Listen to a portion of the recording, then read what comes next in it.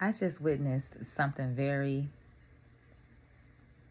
very interesting a couple of days ago amongst my neighbors. You guys may recall my neighbors, they were real tight, the older Southern women, and there's a ringleader of them all, and she's something else. And, I want to say at least a good 7 months ago, I heard two of them, ringleader and another one, going at it. And ever since then, the other lady, she don't fool with them, particularly ringleader. I peep game.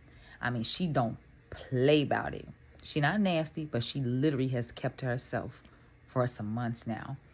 So we had a little warm day the other day, and I was skipping on out, and from every other day, I'll run into her while she walking her dog. And she said, "Hey." I said, "Hey." And she said, "Hey, can you ring her doorbell and let her know to get her flowers?" And I said, "Oh," and I noticed there were boxes stacked. She said, "Yeah, her flowers are in the heat." And I smiled. I said, "Oh, you're a real sweetheart." And this is what was very interesting. What I noticed was the art of,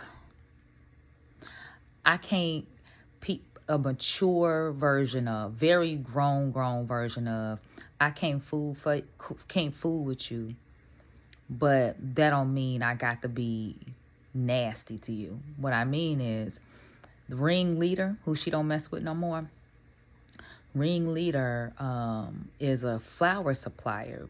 She is a gardener to her heart, and so people will hire her to do flower displays and all this, right? So she be ordering a bunch of like fresh flowers, on the low. And those flowers were sitting there, and I didn't even notice. I didn't know, the brand name or like that, but homegirl knows. And out of just grownness, she knew that woman's flowers sitting out there in that hot sun could damage them flowers sitting out there for any length of time. And she looked past her personal dealings with her to say, "Hey, can you do it? I don't mix with her, but I don't want her to lose her money." And I just took note of that. I took note of that. And so the takeaway is that in our own personal lives, when we realize that relationships have fizzled, they're no longer for us, how do we healthily move forward with people when we set our boundaries? Do we have enough love? Do we have real love enough to care even when the relationship is done? Like, you're not under an obligation to necessarily go above and beyond, but kind of, if you're a believer, if you're a Christian, because the word does say something to the effect, if we behave like the rest of the world, if we're only good to people when they're good to us, how are we any different than the unsaved? And so that really, really struck with me. It also reminds me of my ex-husband, how even though the home we had was purchased 100% in my name, according to Illinois homestead laws, that's community property. And so he was no longer living in the home. He was not paying any of the mortgage when we divorced. And so when I was trying to get a refinance or something like that, I didn't know that about Illinois homestead laws until the document said I had to get his signature on it. And even though I had a divorce decree and everything, the state of Illinois at that time said I had to go back and get his signature. We're talking about a man who I divorced on the facts of him physically abusing me. So they didn't care. According to the law, technically speaking, he still had rights in that property. And so I bring that up because it would have been easy for him.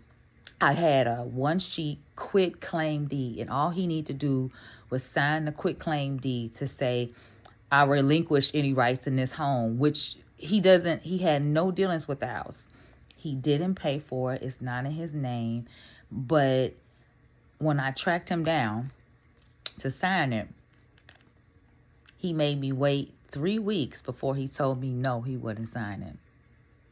And on top of that, he actually said, and I hope you lose that home.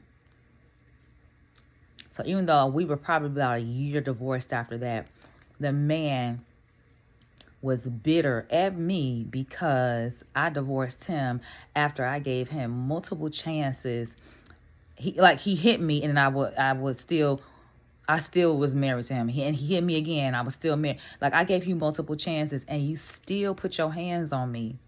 And then you got the nerve to be bitter at me because I decided to value my life. And and so in love,